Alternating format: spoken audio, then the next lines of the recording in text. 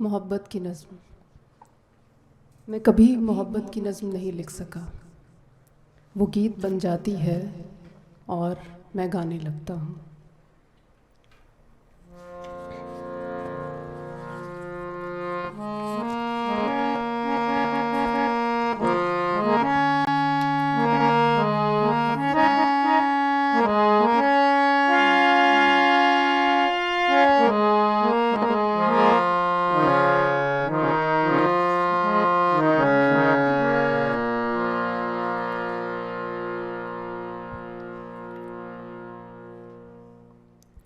چہرہ بھر پردہ۔ ایک مدت اداکاری کرنے کے بعد میں نے گرتے پردے سے چہرہ بھر ٹکڑا کاٹا اور عقبی سیڑھیاں اتر گیا۔ سرد ہوتی رات کی پتھریلی گلیوں میں مجھے ایک عورت ملی۔ وہ برہنہ تھی اور کندھے پہ بیگ لٹکائے ٹہلنے کے انداز میں چل رہی تھی۔ میں نے پوچھا، تمہیں سردی نہیں لگتی؟ وہ بولی، لگتی ہے، پر جب سے میں نے خود کو دیکھنا شروع کیا ہے کپ کپی ختم ہو گئی ہے۔ دریا کے پل پہ ایک ننگا بچہ تاریک پانی میں کنکر پھینک رہا تھا۔ میں نے کہا، کپڑے پانی میں پھینک دیے؟ وہ بولا، میں تو ایسے ہی پیدا ہوا تھا۔ ایک بوڑھا ملا، وہ کھلے دروازے کی دہلیز پر ننگا بیٹھا پاؤں دھو رہا تھا۔ مجھے دیکھ کر بولا، میں گھر کے ننگے فرش کو گلی کی کالک سے داغدار نہیں کرتا۔ ایک جگہ دیمک کا ایک کنبہ بھوک سے نڈھال بیٹھا تھا۔ میں نے چہرہ بھر پردے کا ٹکڑا اس کے آگے ڈال دیا۔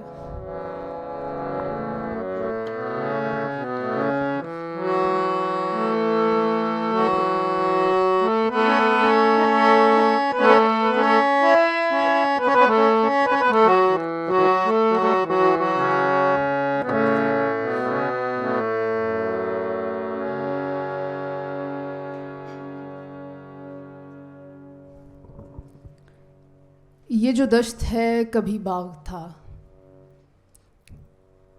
اب اس شاعری میں مزاحمت کو بہت اونچے سروں میں دیکھیں گے۔ یہ جو دشت ہے کبھی باغ تھا، موت کے جنون نے زندگی کی کمر توڑ دی ہے۔ وہ بے ریڑھ چال چلتی کسی تیسری سمت میں روپوش ہونا چاہتی ہے۔ ڈول پر تال دیتا دہی لینے گیا بچہ، چند بوٹیوں میں بٹا ڈول میں پڑا لوٹتا ہے۔ انسانی بچہ جنم دینے پر عورت کو تانا ملتا ہے کہ اس نے بم کیوں نہیں جنا۔ بازار میں پھرتی موت نے بھکاری بے روزگار کر دیے ہیں۔ خدا پرستی اور مادہ پرستی ایک ہی سموسے میں بھر دیے گئے ہیں، جو افطار کی اذان سنتے ہی پھٹ جاتا ہے۔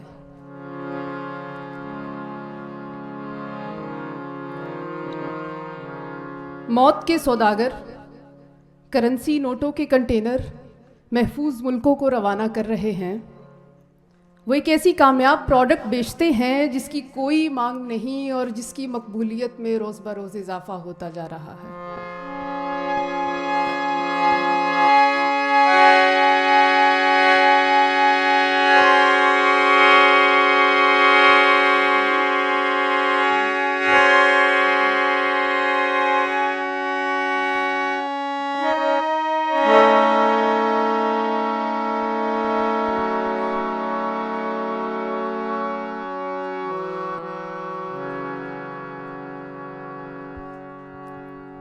کیلنڈر پر چپکا پہاڑ۔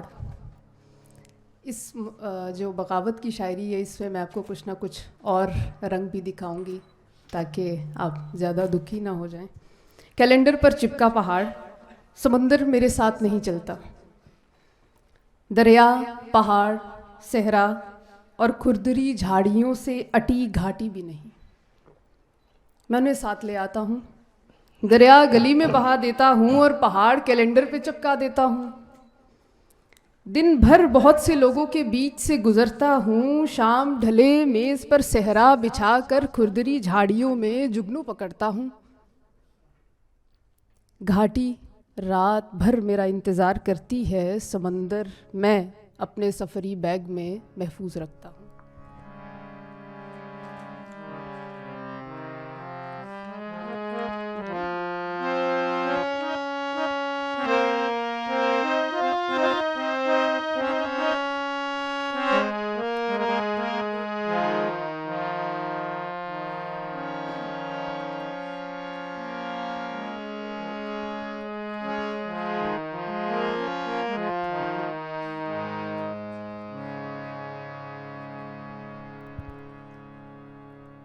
कायाकल्प गामा पहलवान को मुखातिब करके कहा जा रहा है इस नज़्म में।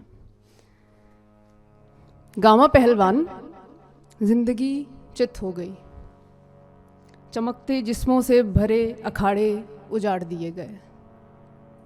अब उनकी खाक मुनहनी हुजूम का तन ढांपती है। दरिया किनारे चांद की चौदहवीं पर ढोल की हल्की थाप पर सदियों से जिंदा गीत गाने वाले कत्ल कर दिए गए। शाम ढले बाप की कब्र पर दिया जलाकर लौटती लड़की राह में लुट गई, मिट्टी का तेल डालकर जला दी गई।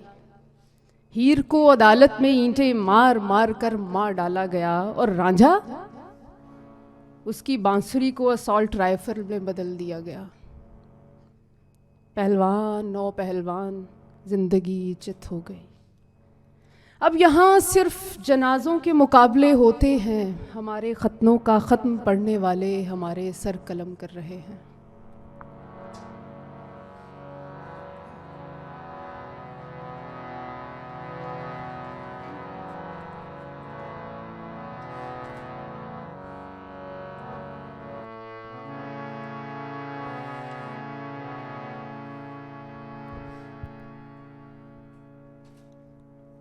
फरिश्तों की बेरोज़गारी। दुनिया में तबई मौत की रस्म ख़त्म होती जा रही है। दुनिया में तबई मौत की रस्म ख़त्म होती जा रही है। तबई मौत का जश्न ज़रूरी है। सोग मनाते हुए काम करने से मौत बेरौनक हो जाती है। कब्रिस्तान मकतूलों से भरे पड़े हैं, हादसात पे कब तक गुजारा होगा। तबई मौत के मखसूस कोने में सालहा साल से कोई खाके खैमा वजूद में नहीं आई। फरिश्तों को बेरोज़गारी से बचाने के लिए तबई मौत का होना ज़रूरी है।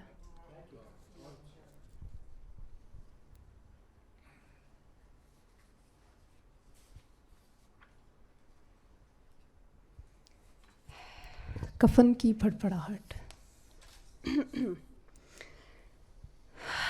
जिंदगी हमें अफवाह की सूरत मिली। उसकी हकीकत जानने के लिए हम अपने कानों पे थप्पड़ मारते रहे। जिंदगी हमें अफवाह की सूरत मिली, उसकी हकीकत जानने के लिए हम अपने कानों पे थप्पड़ मारते रहे। अखबार की इस खबर ने शहर में तहलका मचा दिया कि एक बकरी पे मुकद्दस नाम लिखा पाया गया है।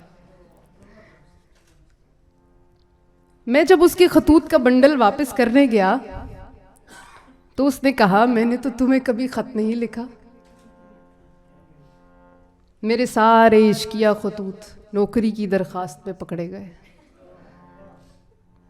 अफवाहिया जिंदगी के आदी मौत से नहीं डरते। अफवाहिया ज़िंदगी के आदी मौत से नहीं डरते, मगर मैं कफन की फड़फड़ाहट में सोचता हूँ, क्या मौत भी अफवाह की सूरत मिलेगी?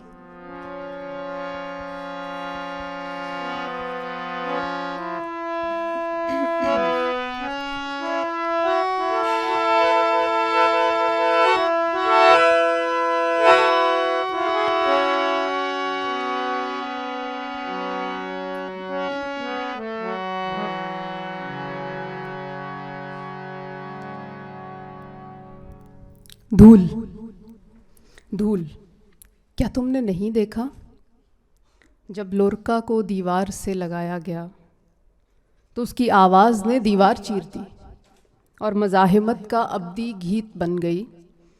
کیا تم نے نہیں دیکھا جب اس کے دوست نیرودا کو محصور کیا گیا تو اس کی نظمیں محبت کرنے والوں کے لیے آزادی کا ترانہ بن گئیں؟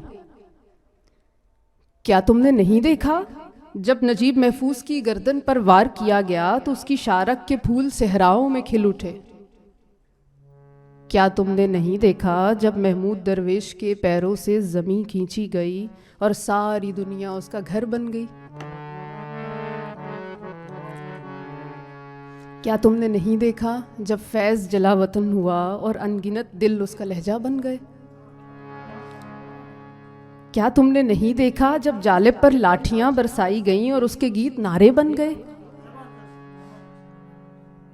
کیا تم نے نہیں دیکھا جب اسکول جاتی لڑکی پر گولی چلائی گئی تو اس کی کتاب ہاتھوں ہاتھ دنیا میں پھیل گئی؟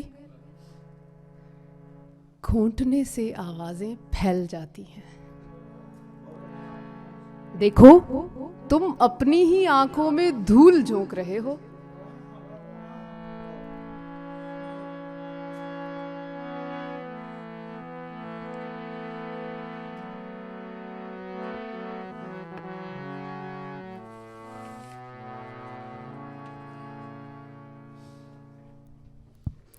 لفظوں سے اٹی درسگاہیں، یہ میرا آج کی درسگاہوں سے متعلق ہے۔ جن کی زبان لمبی ہوتی ہے ان کے دماغ چھوٹے ہوتے ہیں، جن کی زبان لمبی ہوتی ہے ان کے دماغ چھوٹے ہوتے ہیں، وہ زبان گرم مسالے میں بھون کر کھاتے ہیں۔ لفظ ان کی ریڑھ کی ہڈی میں منجمد رہتا ہے۔ بات کی افزائش نسل کا ذہن کے ارتقاء سے کوئی تعلق نہیں۔ معنی اگر باہر نکل آئیں تو لفظوں سے اٹی درسگاہیں زمیں بوس ہو جائیں۔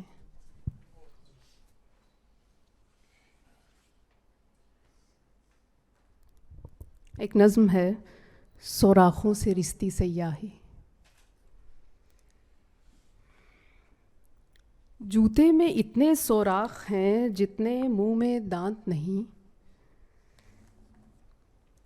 بغیر ازار بند کے شلوار دھوتی بن گئی ہے اور کرتے میں جیب کا پیوند حسرت آوارہ کتوں کی چربی میں تلے پکوڑے کھاتے کھاتے خدائی بے نیازی طاری ہے۔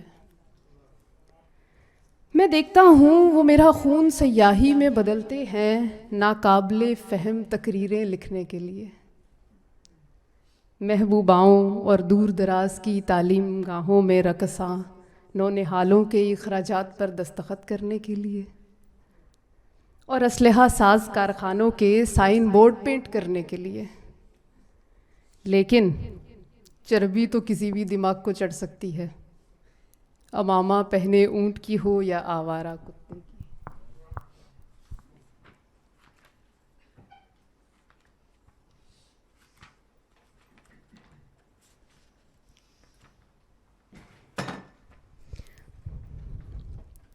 فتح محمد کا اقرار نامہ۔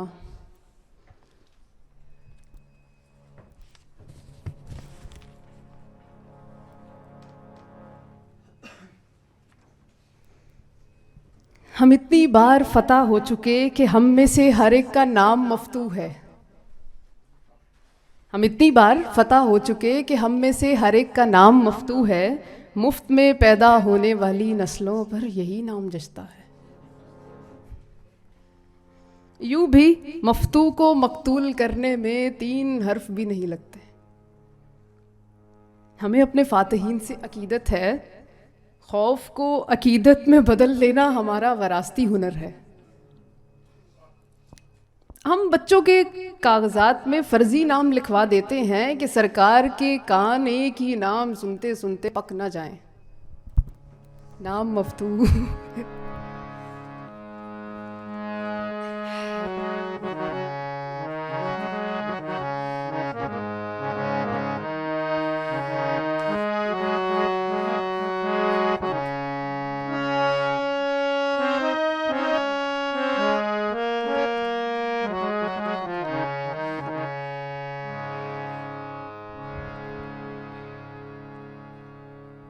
लावारिस चीखें।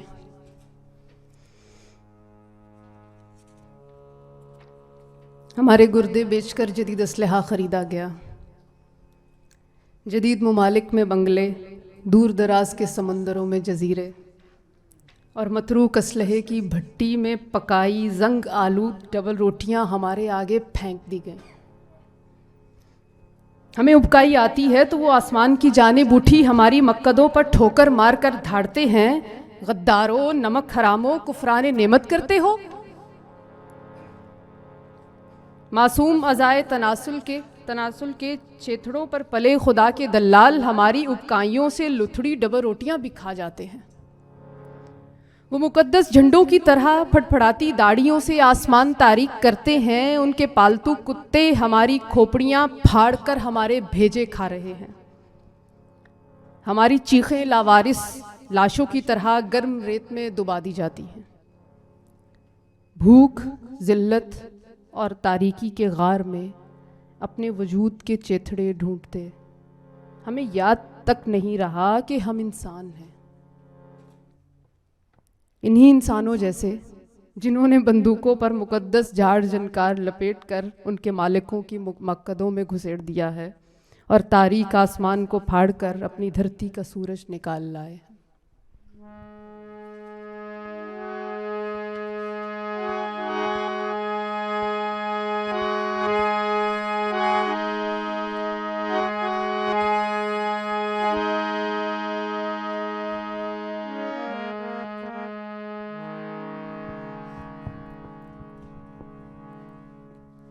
फूल को इज्जत दो,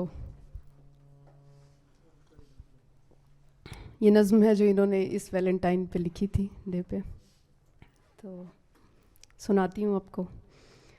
हमें मोहब्बत से खौफ दिलाया जाता है कि कहीं हम वाकई मोहब्बत कर बैठे तो खुद पर आश्कार ना हो जाएं। हमारी शलवारें हमारी गर्दनों के गिर्द कस दी गई हैं। मोहब्बत और बदकारी एक ही गिलास में घोल कर उस पर मुकद्दस आयात फूंकी जा रही हैं। धुंध है, धुआं है, गर्द है, गंध है, गमले में राख है 5000 बरस की राख।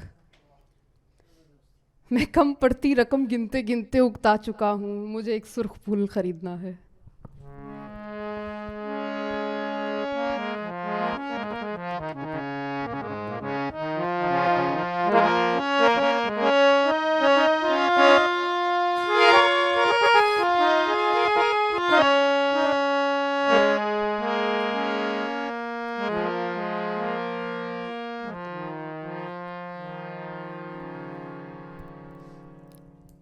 ਹੁਣ एक पंजाबी नज़म तुहानूं सुनानी है। गज़ल, सॉरी। दिन भी साडे रातां वर्गे, जागना की ते सौना की। पाटे तन ते पाटा चोला, लौना की ते पौना की। तेरी तांग दा डंकिया दिल ते कुत्ते बिल्ले खा गए ने। हुन इस दुनियादार नू तेरा जाना की ते आना की। दिन भी साडे रातां वर्गे, जागना की ते सौना की। अद्ध पचद्दे सुफने साडे, अद्ध पचद्दियां सोचां ने। टुट्टा चरखा वेड़े डाके कतना की ते गौना की। कदी जे हंजू आ भी जावे, हस के गल गवा दित्ती। कलियां दी सरदारी कादी, अन्या कार परौना की। धुप चढ़े ते सड़ जाए पिंडा, मींह पवे ते खुर जाइए। चल हुसैना घर नू चलिए, किकरां हेठ खलोना की। दिन भी साडे रातां वर्गे, जागना की ते सौना की। तालियां मारन दा कोई नहीं तुहाडे कोल हैगा?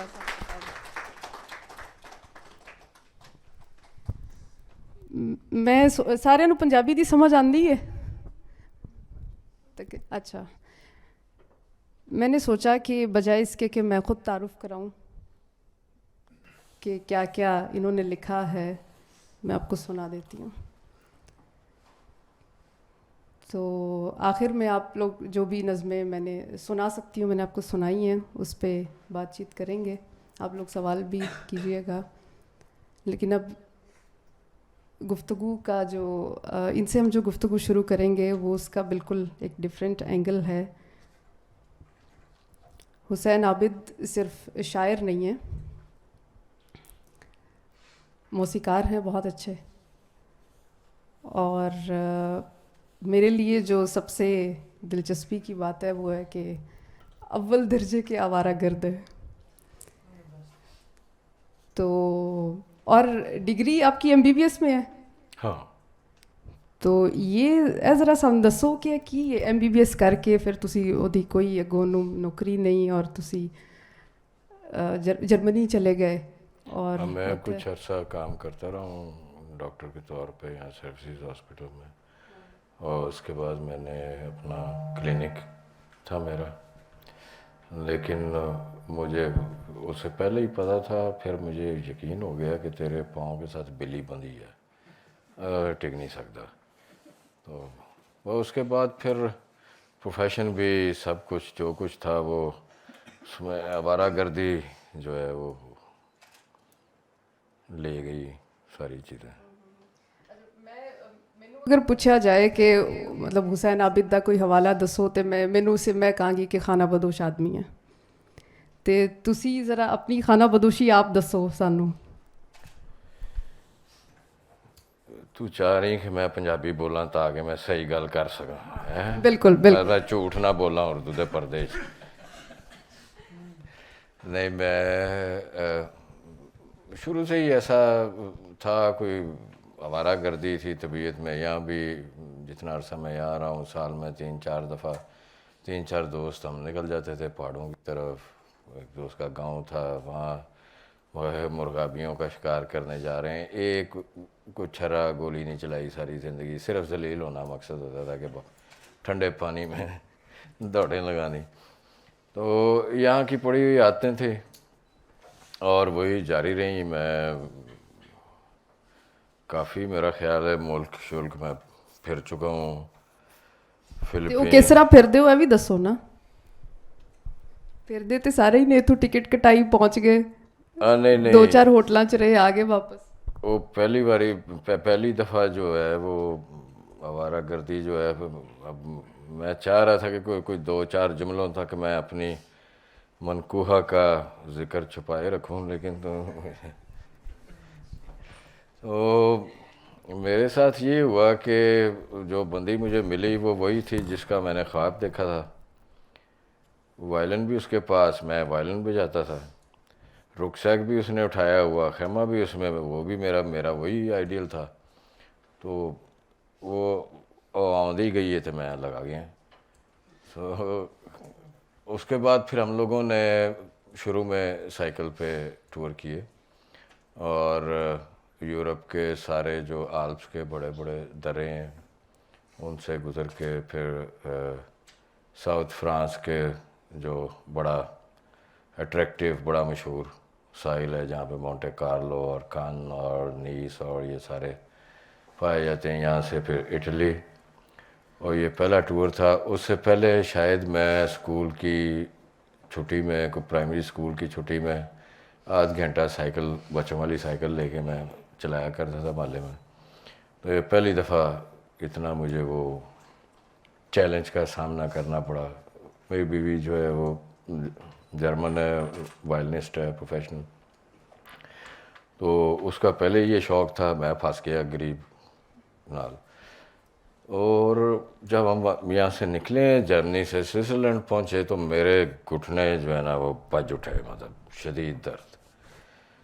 میں کہ یار تو چیلنج تو کر بیٹھا ہے اپنی خاتون نو، لیکن ہوں تو بچدا نہیں.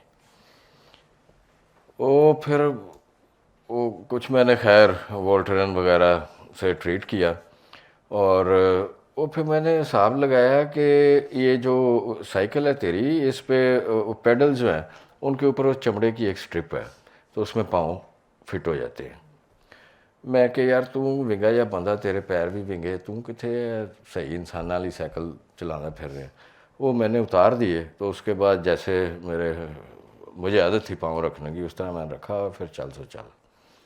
और खासी हमने वो पहले टूर में हम कोई 3000 किलोमीटर का हमने टूर लगाया साउथ इटली तक। फिर चलता रहा यही सिलसिला। एक हमारी बेटी तशरीफ़ ले आई, उसके लिए फिर मेरी साइकिल के पीछे एक जो वैगन वो बच्चों वाली वो बांध दी गई, तो कम आगे आगे। तो स्पेन फिरते रहे हम, फ्रांस फिरते रहे, ऑस्ट्रिया, ज़्यादातर हम लोग वेस्ट यूरोप फिरते रहे। वो एक बच्चे के बाद दूसरे साहब भी तशरीफ़ लाए आए और दोनों ने साइकिलों के पीछे वो वैगन लगा ली। एक दफ़ा फ्रांस में थे हम कहीं पे, तो उसका वो जो वैगन का होता है जॉइंट जो साइकिल पे लगता है, वो कैथरीना के वो टूट गया। उसको छोटा बेटा था मेरा, उसमें सेक्सोफोन था मेरा। वो राह में खेत आते थे, वहाँ से हमने कोई दुआने खरबूजे भी चुरा लेने, वो भी सारा कुछ काफ़ी सामान इकट्ठा किया। उसको मैंने अपनी वैगन के पीछे बांध लिया। इस तरह हम जो है ना सारे वो पहाड़ क्रॉस करते करते फ्रांस के समुंदर पे पहुंच गए। वो एक अजीब सीन था कि बंदा ही कोई है, पीछे दो वैगना बनी हैं और हम लोग आई थिंक, खैर वो तो बड़े उस पर शिप पे फिर आगे कोर्सिका चले गए और कोर्सिका का भी राउंड लगाया फिर हमने। अच्छा, इनका जो छोटा बेटा है, छोटा है कि बड़ा हाँ है? जी, छोटा। हाँ, कोविड में वो अपनी पुप्पो से मिलने के लिए जर्मनी से पैदल आया पाकिस्तान। वो जीन्स में वो गया है, वो पहुंचा हाँ, है। वो वैसे ही था। उसको उसको उसके दिमाग में पड़ गई। अभी हाई स्कूल किया था उसने। उसने हमारे शहर में वहाँ पे फ्राइबर्ग में है एक फेस्टिवल होता है वो एडवेंचरर्स का और ट्रैवलिंग फोटोग्राफर्स का, तो उनकी टीम में वो शामिल हो गया। वहाँ उसको बंदे मिले, वो पहले ही मीटर सी थे, वो अगों तो वो नेबर्ग टाइप और जो दुनिया के इनके को टॉप के एडवेंचरर हैं, जो मतलब एक भाई साहब ने उन्हों का काम है ब्राज़ील के जंगलों उन्होंने हैलीकॉप्टर तो सुट दिओ जी, वो बच जाएंगे, उन्होंने महारत है। या अफ्रीका के बिछुआ के नाल गिरे सुते हुए और हैलीकॉप्टर। तो इस किस्म के लोग उसे टकर गए, उन्होंने मशवरे वगैरह दिए कि कैसे करना है। उसका इरादा था पैदल पाकिस्तान आने का। फिर उसने कुछ 1 साल तकरीबन तैयारी की है, ये नहीं कि हमें ही मुँह चुके थे टुर पे। सर्वाइवल कोर्सेज किए उसने। हमारे लिए ये अफसानवी बात थी, उसने सीख लिया, करके दिखाया। 2 लकड़ियाँ इकट्ठी करके कोई पत्ते शत्ते कोई ये चीज़ें, उसने लकड़ियाँ रगड़ के आग जला दी। मैं कहा यार तू तो जादूगर हो गया फिर। तो फिर वो दोनों भाई शुरू में थे। बड़ा जो है उसका, क्योंकि यूनिवर्सिटी का आगे था, उसके पास सिर्फ 3 मंथ थे। वो क्रोएशिया तक गया साथ, फिर वो वापस आ गया। और छोटे साहब जो हैं ये खेतों में कैंप लगाते, निकाया कैंप वो देखो। तो ये चलता रहा फिर सारा सफ़र। इसने कोई 14 माह में पाकिस्तान पहुंचा, लाहौर। लंबी कहानी है। उसमें मेरे लिए सबसे मुश्किल मरहला, आई एम सॉरी लेकिन मेरे लिए ये बात करना ज़रूरी है कि मुझे सारी दुनिया में कहीं डर नहीं था। मुझे सिर्फ ये डर था पाकिस्तान का बॉर्डर आया तो ये क्या करेगा, ईरान का बलूचिस्तान का बॉर्डर उत्थे की बननी है। तो वो बड़े हमने मंसूबे बनाए। उसको कोई बंदा मिल गया उसी एडवेंचर वालों के थ्रू जो ताजिकिस्तान में रहता है और वहाँ से कोई बंदे शंदे स्मगल करता है। उसमें जो है जो वाखान कॉरिडोर्स, तो ये निका मैंने कहता यार मैंने स्मगल करवा दिओ उतों। मैं कहा यार ये तो वो भी खतरनाक है जो बलूचिस्तान के विच है। तो बहरहाल वो करते कराते खैर कोई मेरे को वाकिफ نکل آئے صاحب جنہوں نے اس کو تھوڑا کیئر کیا بارڈر پہ، اور پھر وہاں سے اس کو اسکارٹ مل گئی اور وہ بلوچستان گزر آیا.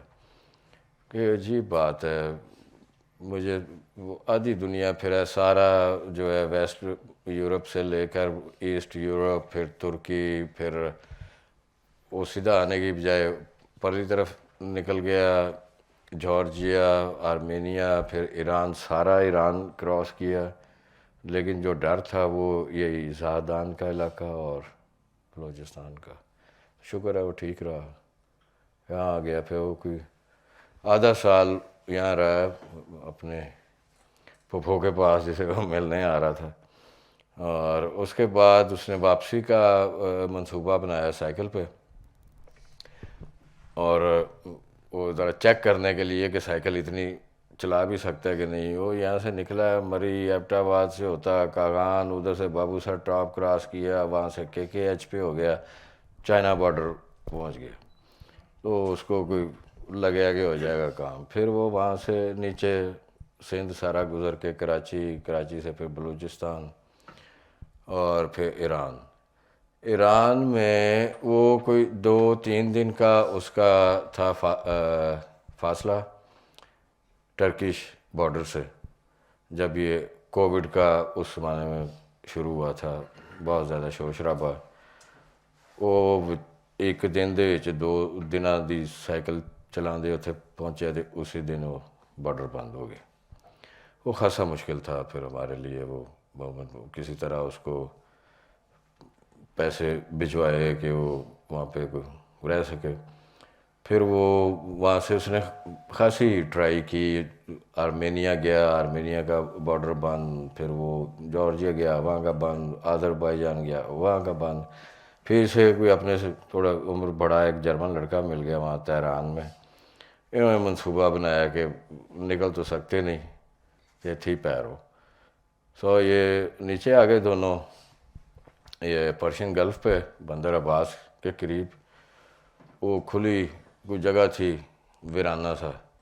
ایک ان کے پاس کیمپ تھا، باقی انہوں نے کوئی ٹوٹی پھوٹی چیزیں، لکڑیاں، وہ جیسے سمندر کے ساتھ کوئی پھٹے شٹے ایسی چیزیں آتی رہتی، وہ جوڑ جاڑ کے تے اتنے ایک ترکی کا جھنڈا لا کے تے ہے بحری قزاقاں طرح. انہوں نے 3 مہینے وہاں گزارے.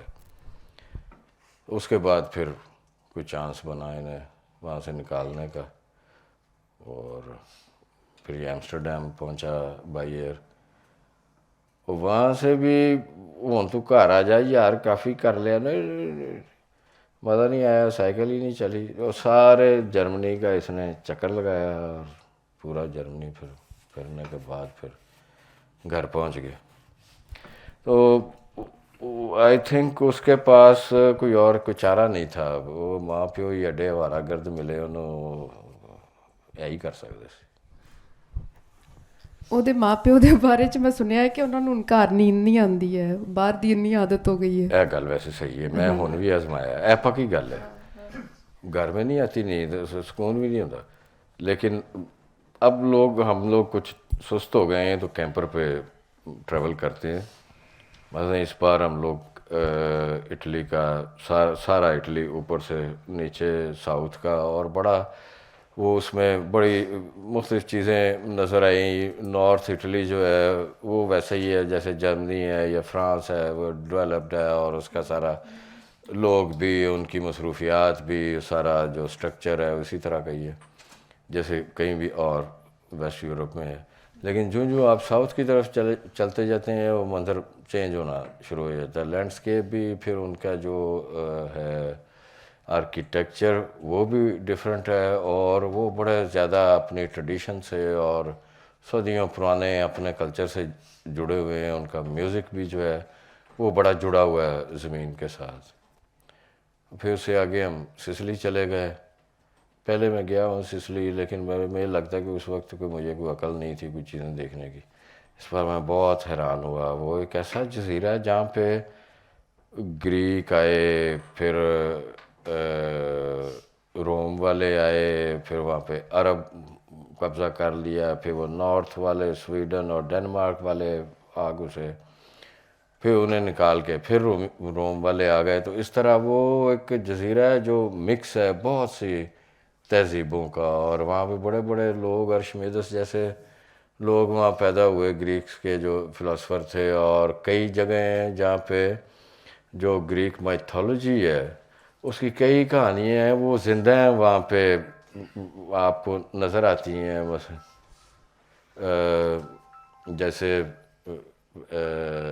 سیراکوزا میں ہے ایک چشمہ ہے, تو اس کی پوری کہانی ہے کہ کس طرح وہ دیوی جو ہے ڈیانا, اس کی ایک خادمہ تھی, وہ ندی میں نہا رہی تھی, اسے پتہ نہیں چلا کہ ندی کے روپ میں دریاؤں کا دیوتا بہہ رہا تھا. وہ دیوتا صاحب عاشق ہو گیا ہوتے فوری طور سے, وہ انہیں دوڑ لگاتی, تو اس نے پھر ڈیانا سے مدد مانگی, اور ڈیانا نے اس کو ایک کالے بادل میں چھپا دیے.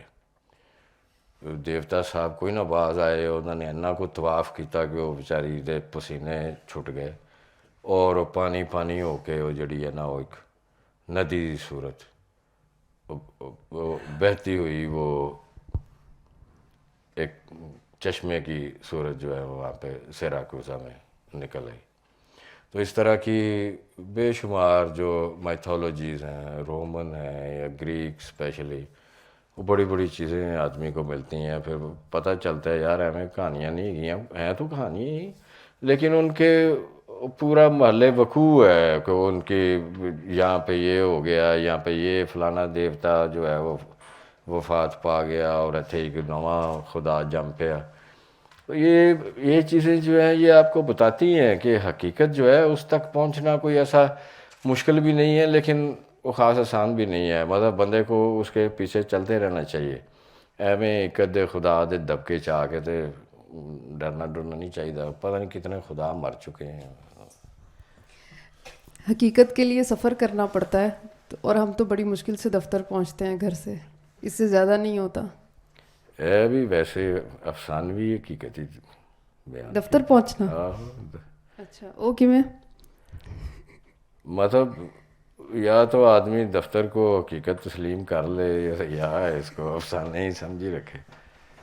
اچھا, جیسے جیسے آدمی سفر کرتا ہے تو ہر علاقے کی متس مختلف ہوتی ہیں. رائٹ. ان میں کوئی سملیرٹی دکھتی ہے آپ کو کلچر کی؟ ہاں, مطلب ایسے نہیں لگتا کہ کہانیوں کا اوریجن ایک جیسا ہے, مطلب ان کی شکلیں بدل گئی ہیں, کہانیوں کا اوریجن ایک جیسا ہے. ہاں, کہانیاں کئی جو ہیں وہ پرانی جو سٹوریز ہیں آئی تھنک ایک جیسا تو ہم نہیں کہہ سکتے. مختلف خطوں کی مختلف کہانیاں ہیں, ان کے مناظر مختلف ہیں, ان میں جو کردار ہیں وہ مختلف ہیں, اور ایون سم ٹائمز موٹیوس بھی اتنے وہ اسٹرینج ہیں کہ وہ آپس میں نہیں ملتے کوئی دوسری کہانیوں سے. جیسے دریائے نیل بہتا ہے, ادھر گنگا جمنا بہتا ہے, ہاں, ادھر نیل میں کوئی ڈالا جاتا ہے. آپ کا مطلب ہے کہ فائدہ ہے نہیں وارا گردی دا کوئی گل ہے؟ نہیں, گنگا ہو گیا یا نیل ہو گیا؟ نہیں, مطلب ادھر موسیٰ علیہ السلام ہے, اچھا, ادھر بھی ایک گنگا جمنا کے ساتھ بھی ایسی ہی ایک گنگا کے ساتھ کہانی ہے. تو کیا مطلب مجھے ایسا لگتا ہے کہ کہانیوں میں کئی سٹوریز جو ہیں وہ ملتی جلتی ہیں. جیسے آپ یہ طوفان نوح جو ہے وہ دیکھ لیں, وہ دنیا میں کئی مذاہب میں ہے. مذاہب سے پہلے وہ گلگامش کی سٹوری جو ہے اس میں ہے. کئی سٹوریز جو ہیں وہ مذاہب کی, کیونکہ یہ لوگ کہانیاں ہوتی ہیں, پھر وہ آگے چلتے چلتے وہ ایسے لگتا ہے کہ یہ جیسے حقیقت تھی اور وہ حقیقت بن گئی ہے, اور اس پہ لوگ بلیو کرنا شروع کر دیتے ہیں. اس طرح تو کامن ہیں کافی چیزیں. اچھا, جو آدمی جس کی زندگی میں نہ اس نے کوئی گھر بنانا ہے, نہ اس کے پاس کوئی تصور ملکیت ہے, تو وہ میرا خیال ہے کہ نہ وہ بائسڈ ہوتا ہے, نہ وہ ریسسٹ ہوتا ہے کسی بھی حوالے سے, نہ فیک پیٹریوٹزم اس میں ہوتا ہے. وہ جو آلائشیں ہیں وہ اس کا حصہ نہیں ہوتی, کیونکہ وہ زندگی کو اور نظریے سے دیکھتا ہے. تو آپ کا جو نظریہ ہے زندگی کا؟ نہیں, یہ تم نے کیا بات کی ہے, پھر رہتا کہاں ہے وہ بندہ؟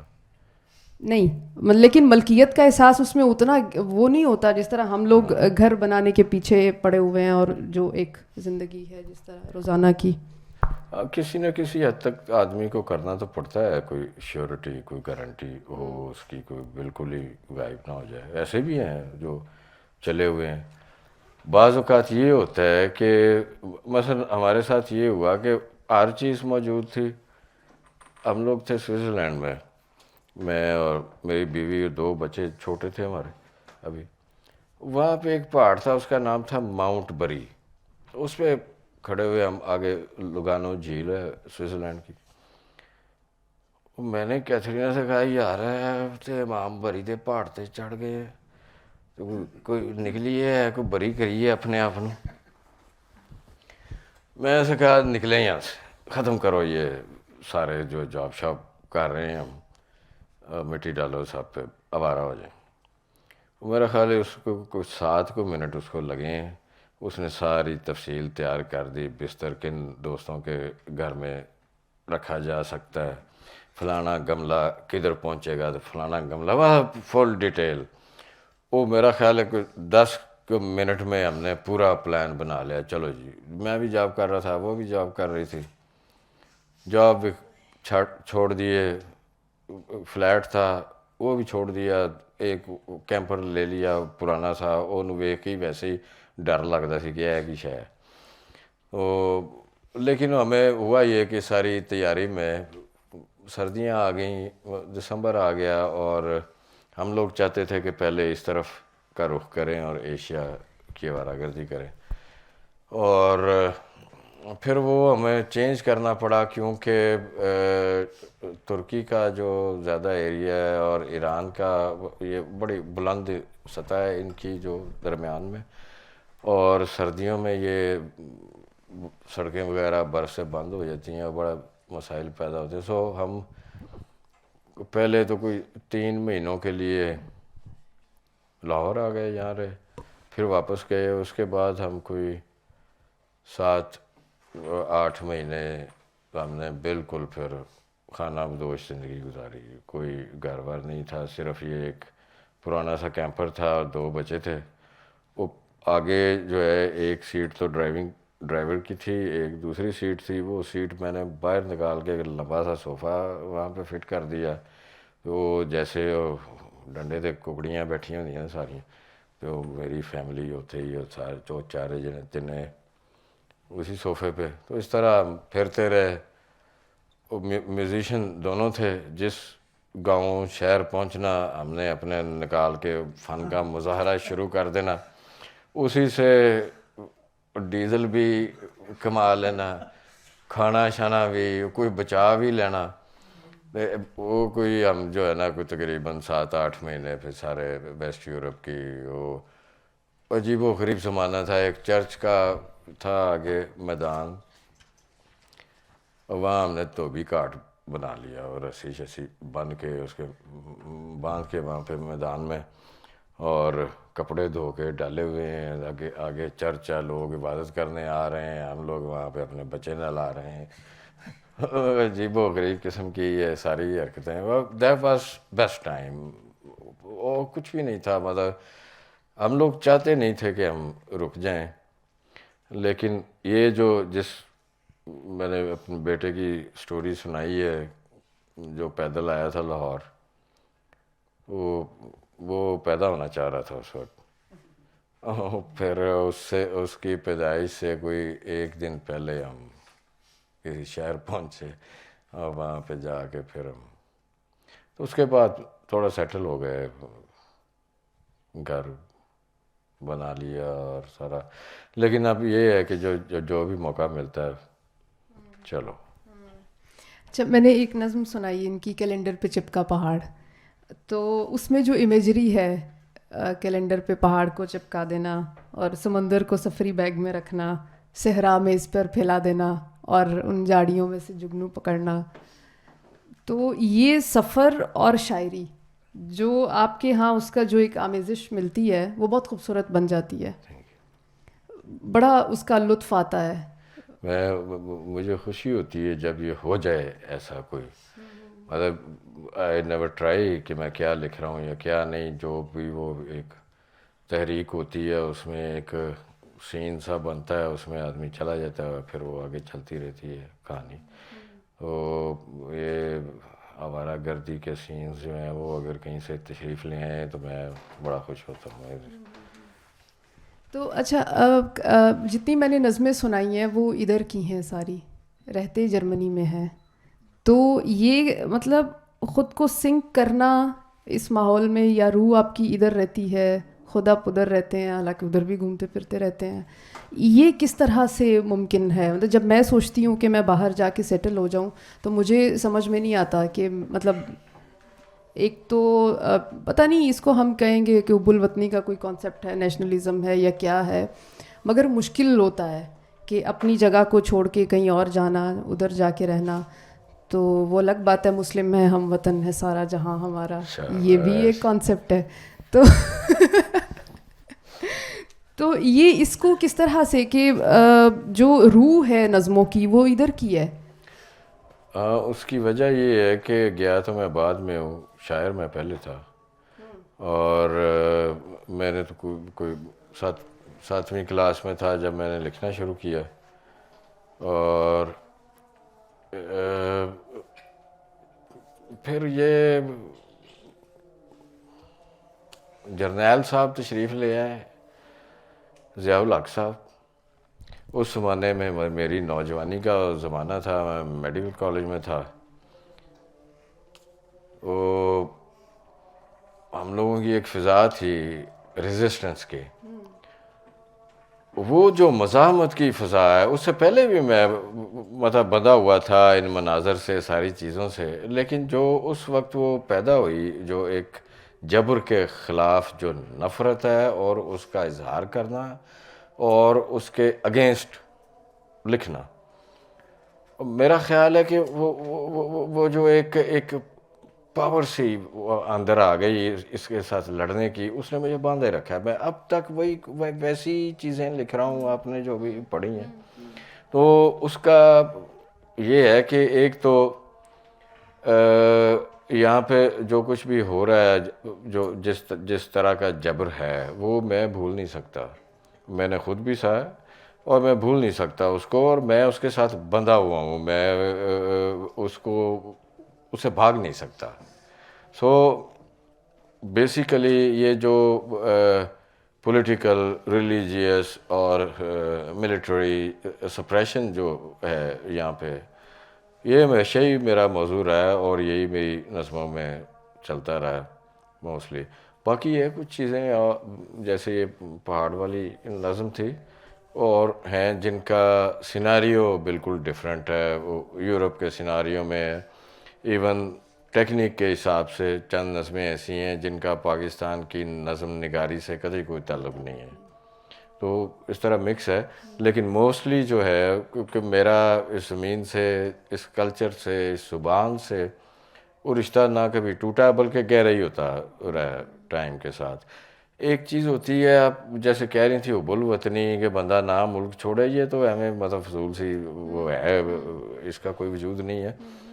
جو آپ جہاں پہ آپ پیدا ہوتے ہیں اور کہہ لیں آپ نوجوانی, اور یہ تو 20-25 سال جہاں پہ آپ کے گزر جاتے ہیں, اس کے بعد آپ وہ جگہ چھوڑ کر کسی اجنبی خطے میں چلے جائیں زبان میں, تو آپ کے ساتھ جو سب سے بڑا جو آپ اپنے ساتھ ہاتھ کرتے ہیں وہ یہ ہے کہ آپ کا ہیومر جو ہے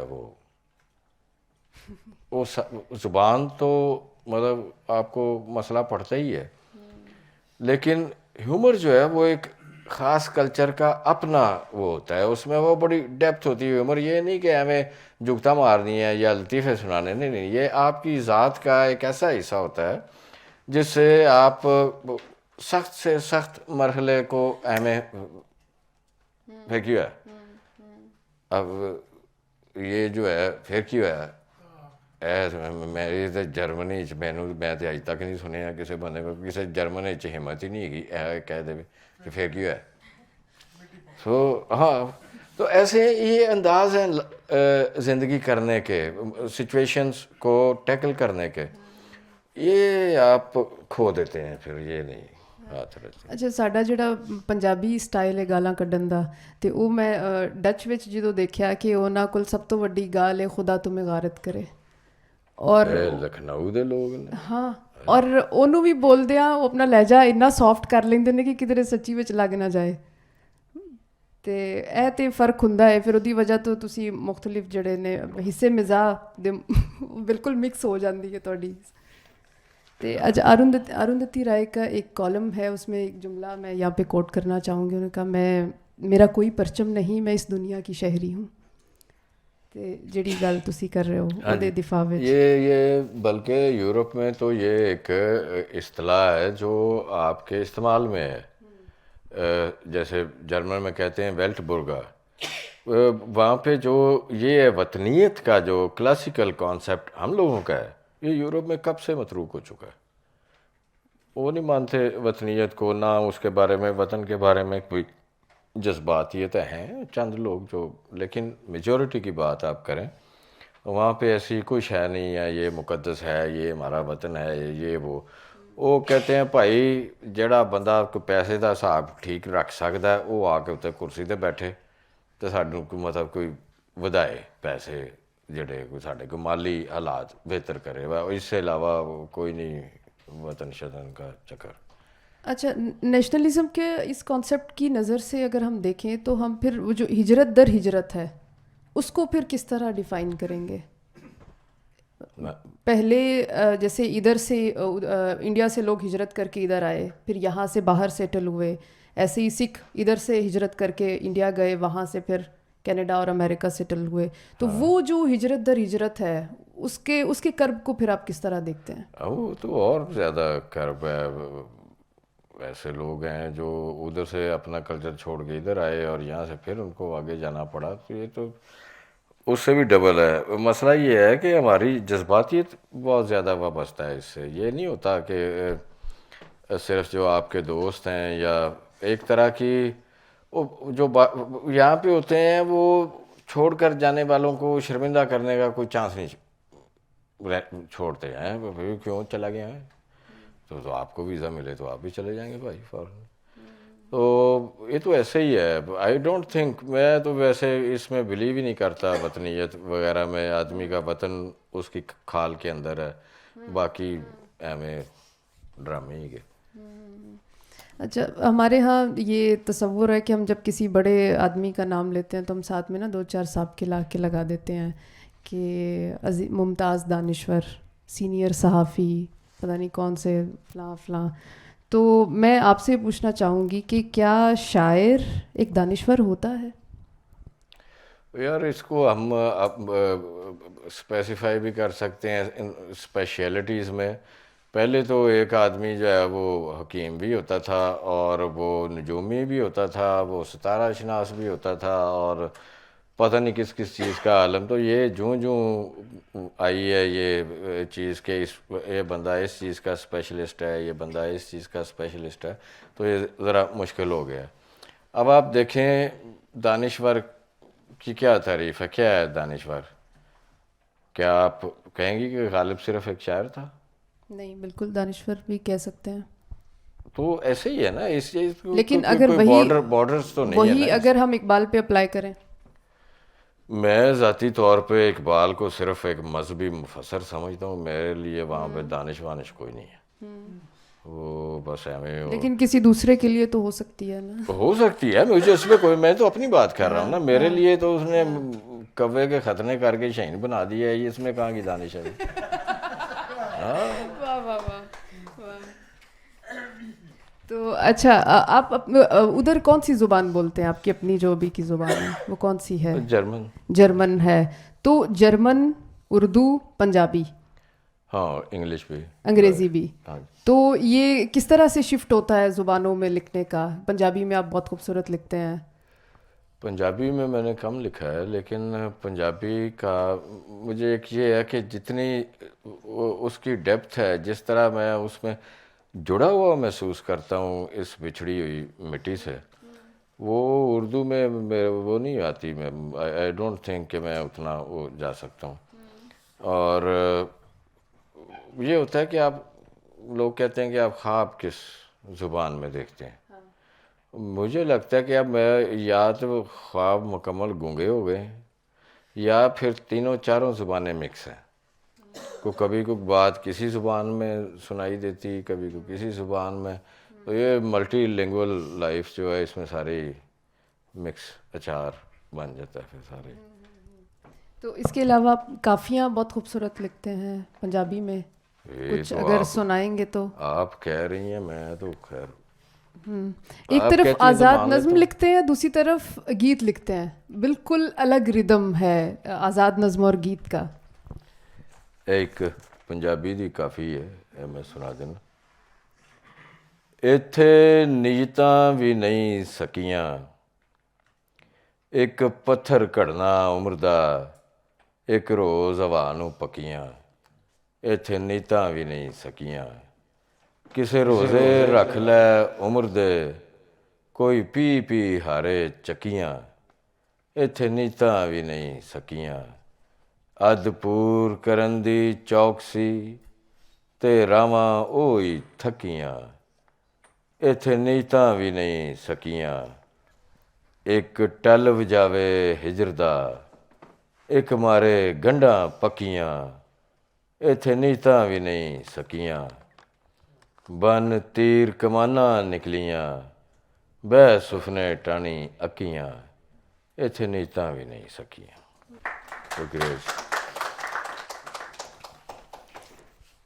کچھ سناؤ گے دیتے. یار مینوں اج میرے تے حملہ ہو گیا کسی جراثیم ٹائپ آف فوج دا, تو مینوں بخار بھی ہے اور گلا تو سارا میرا نظام اڑا دیتا گیا. قصہ مختصر نہیں سناؤ گے؟ میں مزہ آوازار ہی ہونا تسی سن کے. میں ٹرائی کر سکنا, نمی دا سی. میں ٹرائی کرنا جے مطلب کوئی مارنا نہ مینوں جے اگر کوئی ہو گئی.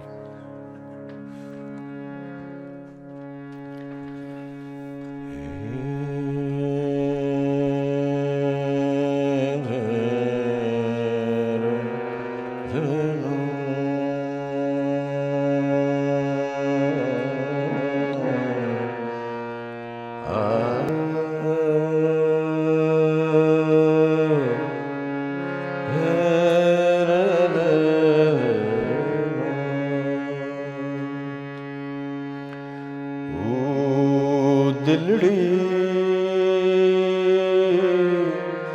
بھید ہے کیا تو, او دلڑی بھید ہے کیا تو, عرض گزاروں نظر گزاروں, عرض گزاروں نظر گزاروں, ایک جادو کا بول. او دلڑی بھید ہے کیا تو,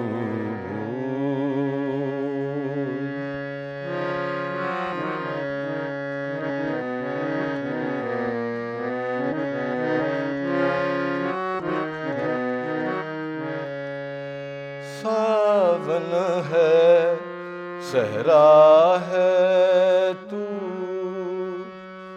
ساون ہے صحرا ہے تو, دلدل ہے دریا ہے تو, یا جنگل کا ہو.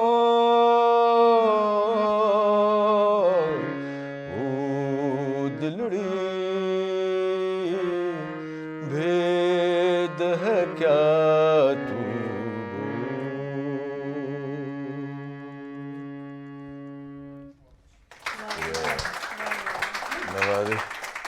میں کہا اتنا کام ہو گیا, ہجے تانوں بخار ہے. یہیں پہ رک جاؤں اس سے پہلے کہ میں کوئی چلیں. اچھا, تے موسیقی تے شاعری موسیقی ਦਾ ਕੀ ਇਨਫਲੂਐਂਸ ਹੈ ਤੁਹਾਡੀ ਸ਼ਾਇਰੀ ਤੇ? ਮੈਂ ਸੋਚਿਆ ਕਿ ਇਹ ਕਿਸੇ ਜ਼ਮਾਨੇ ਯਾਰ ਤੂੰ ਕਿੱਡਾ ਸੁਸਤ ਜਿਹਾ ਸ਼ਾਇਰ ਹੈ, کوئی سوال ایک چیز لکھ لی, دو چیزیں لکھ لی. تو پھر مجھے خیال آیا کہ یار جب میں لکھ نہیں رہا ہوتا تو میں گا رہا ہوتا ہوں, کچھ نہ کچھ تو چل ہی رہا ہے. ویسے ہی یہ ہے کہ شاعری اور موسیقی کا آپس میں یہ تو بہن ہی ہے. ਸ਼ਾਇਦ ਇਸੇ ਵਜ੍ਹਾ ਤੋਂ ਕਾਫੀਆਂ ਜ਼ਿਆਦਾ ਲਿਖਣ ਦਾ ਰੁਝਾਨ ਹੈ ਪੰਜਾਬੀ 'ਚ. ہاں کافیاں, پھر گیت بھی لکھے میں نے, غزلیں لکھی ہیں, وہ کوئی صنف کوئی چھوڑی نہیں کوئی خاص.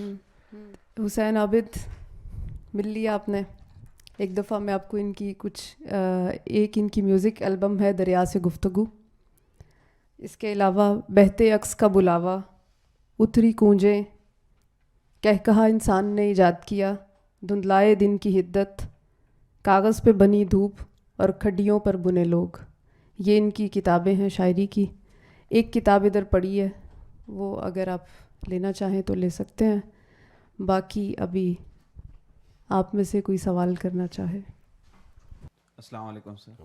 سر آپ کے مطلب میں نے یہاں جب دیکھا کہ مطلب آپ کا جو انٹروڈیوس ہوا آوارہ گرد شاعر نا, تو میں یہی سمجھ رہا تھا کہ آپ مطلب جو شاعری بھی ہوگی وہ بھی اس طرح طرز کی ہوگی, لیکن جتنی بھی شاعری میڈم نے سنائی ہے وہ بالکل ہی اس کے اپوزٹ تھی. اس میں ہمیں جو خون ریزی پاکستان میں ہوتا رہا, اور اسپیشلی ہمیں بلوچستان بھی چیزیں نظر آئی ہیں کہ وہاں, اور جس طرح آپ نے شعراء حضرات کی زندگی میں جو تکلیفیں ان پہ گزری ان کے بارے میں بھی آپ نے بتایا. تو یہ تو بالکل کنٹراڈکٹ ہے چیزوں میں. تو یہ کس طرح رہی آپ کی زندگی, جو آپ نے خود بتائی ہے کہ آپ نے کس طریقے سے آپ گھومتے پھرتے رہے زندگی بھر, اور اس کے باوجود جتنی بھی آپ کی شاعری ہے وہ بالکل اس کے اپوزٹ ہے؟ اپوزٹ تو میں نہیں کہہ سکتا, یوں کہہ لیں کہ اب وردہ کو جو چیزیں پسند تھیں وہ اس طرح کی تھیں. تو اور میں نے بہت کچھ لکھا ہے جو جن کا سٹائل بھی ڈیفرنٹ ہے, جو اور دنیا کی باتیں ہیں. اور یہ کہا جا سکتا ہے کہ میں نے کچھ شاعری میں سفر نامے نہیں لکھے, یہ میں کام نہیں کر سکا. اگرچہ میرا ارادہ ہے کوئی ٹھیک مطلب سفر نامہ لکھنے کا, لیکن میں بھی کسی حد تک آپ کی بات یہ ٹھیک ہے کہ وہ جو میری اپنی پرسنل لائف ہے جس میں ایک آزادی ہے, سرخوشی ہے, جس میں مناظر کے ساتھ گھل مل جانا یا گانگت ہے میری, وہ سارا کچھ وہ شاید کم ہے نسبتاً اس کے کہ میری جو یہاں پہ جو میری ایجیٹیشن جو ہے چھوڑے ہوئے ملک میں جو ہو رہا ہے اس کے خلاف جو ایجیٹیشن ہے وہ اب بھی زیادہ ہے میری شاعری میں. جیسے آپ صحیح بات ہے آپ کی. السلام علیکم سر, بڑا چنگا لگا ਤੁਹਾਡੇ ਨਾਲ ਮਿਲ ਕੇ. ਕਹਿੰਦੇ ਨੇ ਕਿ ਇਨਸਾਨ ਨੂੰ ਅਗਰ ਉਸ ਦੀ ਹਰ ਨਿਮਤ ਤੋਂ ਮਹਿਰੂਮ ਕਰ ਦਿੱਤਾ ਜਾਵੇ ਤੇ ਕੁਝ ਨਹੀਂ ਹੁੰਦਾ, ਸਿਰਫ ਅਗਰ ਉਸ ਕੋਲ ਉਸ ਦੀ ਸੋਚ ਨਾ ਖੋ ਲਈ ਜਾਵੇ. ਤੇ ਸਾਡੇ ਕੋਲ ਸਾਰੀ ਆਜ਼ਾਦੀਆਂ ਲੈ ਲਈ ਜਾਣ, ਲੇਕਿਨ ਇੱਕ ਆਜ਼ਾਦੀ ਸਾਡੇ ਕੋਲ ਹੁੰਦੀ ਹੈ, ਉਹ ਹਮੇਸ਼ਾ ਸਾਡੇ ਕੋਲ ਰਹਿੰਦੀ ਹੈ. ਉਹ ਚਾਹੇ ਅਸੀਂ ਕਿਸੇ ਕਾਲ ਕੋਠੜੀ ਸਾਨੂੰ ਬੰਦ ਕਰ ਦੇਣ ਜਾਂ ਕਿਸੇ ਪਹਾੜ 'ਤੇ ਇਕੱਲਾ ਛੋੜ ਦੇਣ, ਉਹ ਸਾਡਾ ਆਪਣਾ ਐਟੀਟਿਊਡ ਹੈ. ਅਤੇ ਉਹ ਆਜ਼ਾਦੀ ਮਾਸ਼ਾਅੱਲਾ ਤੁਹਾਡੀ ਨਜ਼ਰ ਆਈ ਹੈ. ਅਤੇ ਇਹ ਅਵਾਰਾ ਗਰਦ ਬਹੁਤ ਖੂਬਸੂਰਤ ਲਫ਼ਜ਼, ਮੈਂ ਪਹਿਲੇ ਸਰ ਨੂੰ ਵੀ ਕਹਿ ਰਿਹਾ ਸਾਂ ਕਿ ਇਸ 'ਚ ਫਰੀਡਮ ਹੈ ਅਤੇ ਇਸ 'ਚ ਇੱਕ ਬੇਨਿਆਜ਼ੀ ਹੈ. ਅਤੇ ਉਸ ਤੋਂ ਇਲਾਵਾ ਇਸ ਲਫ਼ਜ਼ ਅਵਾਰਾ ਗਰਦ ਵਿੱਚ ਜਾਂ ਅਵਾਰਗੀ ਜਾਂ ਅਵਾਰਾ 'ਚ ਮੈਨੂੰ ਇੱਕ ਸਪਿਰਿਚੁਅਲਿਟੀ ਵੀ ਨਜ਼ਰ ਆਉਂਦੀ ਹੈ, ਜਿਹੜੀ ਯੂਨੀਵਰਸਲ ਇੱਕ ਫਿਨੋਮੀਨਨ ਹੈ. ਉਸ ਨੂੰ ਅਸੀਂ ਕਿਤੇ ਕੈਦ ਨਹੀਂ ਕਰ ਸਕਦੇ ਕਿਸੇ ਬਾਰਡਰ ਨਾਲ, ਕਿਸੇ ਨਜ਼ਰੀਏ ਨਾਲ, ਕਿਸੇ ਸੋਚ ਨਾਲ, ਕਿਸੇ ਵੀ ਸੋਸ਼ਲ ਫੈਕਟਰ ਲੈ ਲਓ. ਅਤੇ ਇਹ ਮੇਰਾ ਛੋਟਾ ਜਿਹਾ ਕੌਮੈਂਟ ਸੀ ਇਸ 'ਤੇ. ਅਤੇ ਇੱਕ ਛੋਟਾ ਜਿਹਾ ਸਵਾਲ ਵੀ ਹੈ ਕਿ ਜ਼ਿੰਦਗੀ 'ਚ ਤਾਂ ਊਚ ਨੀਚ ਵੀ ਲੱਗੀ ਰਹਿੰਦੀ ਹੈ, ਸਭ ਚੀਜ਼ਾਂ ਹੁੰਦੀਆਂ ਨੇ, ਅਤੇ ਤੁਸੀਂ ਸਭ ਕੁਛ ਸਾਨੂੰ ਜਿਹੜਾ ਦੱਸਿਆ ਹੈ ਅਤੇ ਅਸੀਂ ਜਿਹੜਾ ਪਰਸੀਵ ਕੀਤਾ ਹੈ ਉਹ ਸਭ ਬਹੁਤ ਅੱਛਾ ਹੈ. ਅਤੇ ਕੋਈ ਰਿਗਰੈਟ ਵੀ ਹੈ? ਰਿਗਰੈਟ ਹੈ ਵੀ ਯਾਰ ਕਿ ਕਾਸ਼ ਹੈ ਇਹੋ ਜਿਹੇ ਹਾਲਾਤ ਨਾ ਹੁੰਦੇ ਇੱਥੇ, ਅਤੇ ਮੈਂ ਆਪਣੇ ਆਪ ਨੂੰ ਮਜਬੂਰ ਨਾ ਸਮਝਦਾ ਕਿ ਤੂੰ ਜਿੱਥੇ ਹੈ ਉੱਥੇ ਹੀ ਰਹਿ, ਵਾਪਸ ਆਏਗਾ ਅਤੇ ਫਿਰ ਤੂੰ ਉਹੀ ਇੱਥੇ ਪਾਗਲ ਹੀ ਹੋ ਜਾਣਾ ਅਤੇ ਐਵੇਂ ਤੈਨੂੰ ਪੈਣੀ ਆ. تو مطلب یہ ہے تھوڑا سا. ادروائز نو. کیا میں آپ کو کہوں, میں تو بڑا نیچر کا بہت ممنون ہوں, بہت مجھے فیملی وائز بھی, پھر میرے کام کے, پھر جو میرا شوق تھا, جس طرح میں جینا چاہتا تھا, تو سارا کچھ. ریگریٹ پرسنل لائف میں نہیں, مجھے کوئی نہیں. ایک سوال یہ ہے کہ جس طرح نیشنلزم کے حوالے سے بات ہوئی, انسان کی آئیڈینٹی جو ہے, جو شناخت ہے, وہ جینے کے لیے ضروری ہوتی ہے نا. تو زمین جو ہے وہ اس کی شناخت کی جو ضرورت ہے وہ پوری کرتی ہے. تو ایک آوارہ گرد کی شناخت کیا ہو سکتی ہے؟ آوارہ گردی, لیکن کسی ایک زمین کے ساتھ تو اس کی جڑت ہوگی نا. جس طرح ہم دیکھتے ہیں پاکستان اور ہندوستانی جب باہر جاتے ہیں تو ان جگہوں پہ جا کے وہ اپنی ایک سوسائٹیز میں رہتے ہیں, اب اس کلچر اور اس ثقافت کے ساتھ, جہاں وہ اپنے ملکوں میں بھی جن کے ساتھ بہت زیادہ نہیں جڑے ہوتے, تو وہ ان کے ساتھ ان کی اٹیچمنٹ اس وقت زیادہ ہو جاتی ہے. تو ایک نیشنلزم کو اگر اس طرح سے بھی دیکھا جائے کہ آئیڈینٹی کی ضرورت پوری کرتا ہے یہ, تو پھر تو یہ ٹھیک چیز ہے. نہیں دیکھیں, نیشنلزم ایک براڈ میننگ میں وہ ایک اور چیز ہے. آپ یہ کہہ لیں کہ شناخت کے حوالے سے کہ آپ کا تعلق اس ملک سے ہے, یہاں آپ پیدا ہوئے ہیں, تو چونکہ جہاں پہ آپ پیدا ہوئے ہیں وہی آپ کی جو اصل جو ہے جنم بھومی جو ہے, وہی آپ کا اوریجنل جو ہے وطن ہے. تو یہ آپ کی مرضی ہے, آپ یہ شناخت چلاتے رہیں اور اپنے جیسوں سے ہی ملیں اور گیٹو بنا لیں اور آپس میں ہی رہیں, یہ آپ کی مرضی ہے. یا آپ اپنے آپ کو کھولیں, جس کلچر میں آپ گئے ہیں اس کو بھی دیکھیں اور ایک سنتھسس کی طرف جانے کی کوشش کریں. آپ ایک کلچر, خاص کلچر سے آئے ہیں, اور اس کی جو ساری روایات ہیں, اقدار ہیں جو آپ کے ساتھ ہیں, وہ آپ کے لے کے آئے ہیں. اگلا کلچر جو ہے اس کی اپنی چیزیں ہیں, تو اس کا جو میل ملاپ ہے دونوں کا, اسے سنتھسس کر کے آپ آگے بھی چل سکتے ہیں.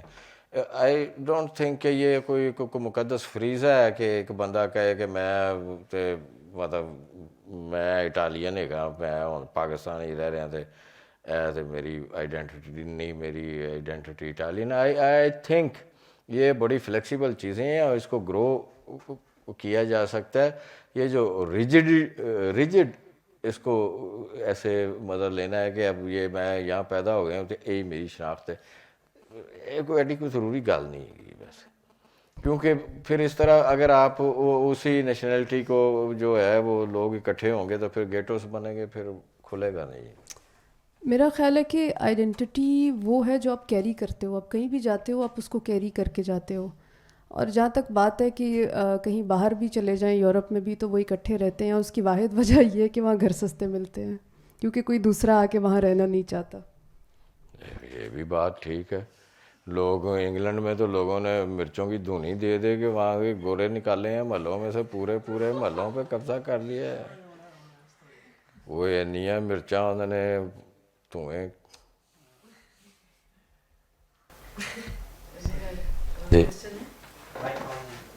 میرا یہ سوال ہے کہ آپ نے آپ کی شاعری جو ہے جو تھوڑی بہت سنی ہے وہ کافی جدید رنگ لیے ہوئے ہے. پھر آپ کافی ایک کلاسیکل سیلف ہے, پنجابی کی بھی اور دوسرے ہمارے سندھ کی بھی ہے. جی جی. تو آپ اس کی طرف کیسے آئے اور کیسے اس میں آپ نے جدید کافی لکھی ہے, کیا کس طرح؟ یہ میرا اصل میں بہت شروع کا کام ہے. میں کالج میں تھا جب میں نے یہ لکھا ہے, اور پہلی چیز جو میری چھپی تھی فنون میں, قاسمی صاحب کا وہ تھا مجلہ, وہ بھی کافی تھی. اور ایک مطلب ذہنی کیفیت تھی جس میں جو ہے میرے پہ جو اسپریچولیٹی ہے وہ ایک not related to a certain religion, وہ ایک فری اسپریچولیٹی کی جو ہے وہ جو ہمارے اصل صوفیوں کی یہاں پہ وہ ان کی بنیاد ہے. اور اسی سے میرا تعلق جڑا. کچھ یہ ہے کہ میرے جو نانا تھے وہ ہمارے ساتھ رہتے تھے, اور انہیں وارث شاہ بڑا یاد تھا. تو وہ اٹھتے بیٹھتے انہوں نے وارث شاہ سناتے رہنا, تو میرا ماحول تھا یہ. وارث شاہ نے کافیاں تو نہیں لکھیں, لیکن وہ آگے چل کے میرے لیے وہ میڈیم جو تھا, کیونکہ اس میں ایک ایسا مکس ہے جہاں پہ آپ انٹلیکٹ اور اسپریچولیٹی دونوں کو اس طریقے سے مکس کر سکتے ہیں کہ آپ کی دونوں سائڈ جو ہیں وہ اظہار پا سکتی ہیں. تو اس طرح پہ میں نے کافیاں لکھی. یہ جو اب یہ میری لیٹسٹ کتاب ہے، یہ اب پوری طرح یہ مکمل طور پہ نثری نظموں پہ ہے. یہ جو سارا تھا کہ ایک تو میوزک کے حوالے سے کہ آدمی ردم جانتا ہے اور ردم کا پابند ہوتا ہے، اور ایک ایسا آدمی جو خود ردم میں اس کو پتہ ہے وہ کس طرح ایک نثری نظم کی طرف جا سکتا ہے. تو میں سمجھتا ہوں کہ اس میں جو میں نے عالمی ادب کا مطالعہ کیا اور خاصا جو بعد میں نے پڑھا، مجھے اس چیز کی سمجھ آئی کہ ٹھیک ہے مختلف فارمز جو ہیں، جیسے غزل ہے اس کا ایک مخصوص اس کا جغرافیہ ہے، اس کی ایک پیٹرن ہے، اس کی بحر ہے، قافیہ ہے، ردیف ہے، ایک سسٹم ہے، اس میں آپ نے رہ کے کرنا ہے. آزاد نظم ہے، اس میں ایک بحر ہے، آپ اس بحر سے باہر نہیں نکل سکتے، آپ جتنا مرضی آزاد نظم اس کا نام رکھ دیں. دین آئی تھاٹ کہ اصل میں شاعر کا اصل جو ہے سفر وہ ہوتا ہے اپنا اندرونی ردم جو ہے اس کو دریافت کرنا. اور میں نے پھر میرے لیے یہ تھا کہ اب یہ ہے میرے لیے کوئی سانچہ نہیں ہے، نہ وہ کافی والا سانچہ ہے، نہ وہ گیت والا ہے سانچہ. یہ میرا پرسنل میرا ردم ہے جس ردم میں بات کرنا چاہتا ہوں. تو یہ ہے جس کے ذریعے میں پھر نثری نظم تک پہنچا. سب سے پہلی بات تو یہ ہے کہ میں یہ کہنا چاہوں گا کہ شروع سے نا سٹارٹ سے ہماری جو بکس ہوتی تھی اس کے اندر بھی انگلش کی پوئٹری ہوتی تھی. رابط فاسٹ اور انگلش کے کچھ پوئٹ تھے جو نیچر کے بارے میں لکھتے تھے، جو لائک سروائیور تھے، جو ایڈونچرر تھے. ان کی پوئٹری ہم شروع سے میں تو پڑھتا آیا ہوں، تو بڑا فیسینیٹ کرتی ہے نا. تو آج میں صرف اسٹڈی کی بریک لے رہا تھا تو میں نے ایک لیونگ لیجنڈ جو مجھے ایگزیکٹلی نہیں پتہ تھا کہ ہمارے درمیان بھی کچھ ایسے لوگ ہیں، تو آج میں وہ مل کے مجھے ایک وہ ساری چیزیں سمجھ آ گئی ہیں کہ ایک انسان ہوتا ایسا کیسے ہے جو ایڈونچر کرتا ہو، جس کی لائف یہ ساری ہوتی ہے. شکریہ. اس کے بعد یہ سوال میرا یہ ہے کہ نیچر کی پوئٹری یا نیچر کی آوارہ گردی جس کو آپ کہہ رہے ہیں، یہ کچھ شاعروں نے یہ کی ہے، کچھ شاعروں نے جیلیں بھی کاٹی ہیں اپنی زندگی میں، وہ ایکٹیوسٹ رہے ہیں، انہوں نے کیا ہے. آپ کی پوئٹری بھی ایسی تھی جو آپ بتا رہے ہیں کہ ضیاء کے دور میں اور وہ ساری بات.